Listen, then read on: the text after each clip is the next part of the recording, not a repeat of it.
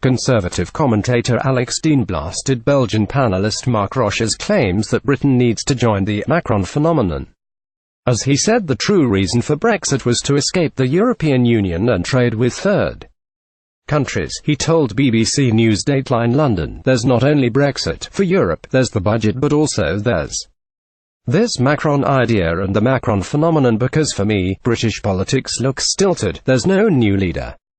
There's no Macron." Mr. Roche also claimed the problem with Brexit is that Europe is going forward. Mr. Deane hit back and said, "That's how the EU wants to see it, isn't it?" BBC Brexit News Alex Deane said Britain is leaving the EU and people need to accept reality. We need to look to our relations with the rest of the world and build trade deals with them. Alex Deane. Mr. Roche said, "I mean, Europe has this Macron who wants to create a several-speed Europe." The political commentator dismissed the comments and said Brexit allows Britain to strike trade deals globally after freeing itself from the Brussels bloc.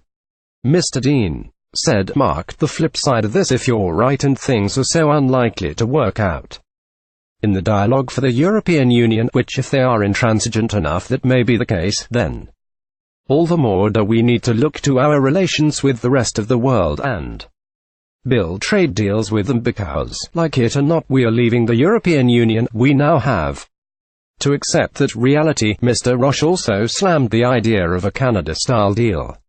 He said, "The Canada thing. This delusion that the UK will get Canada plus.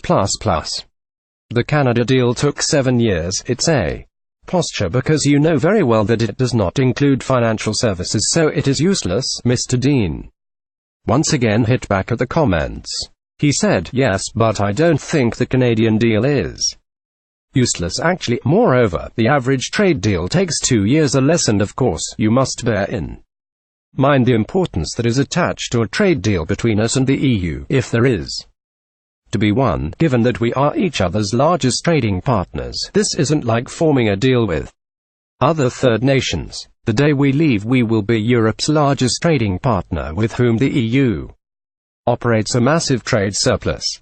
Of course, they'll want a deal.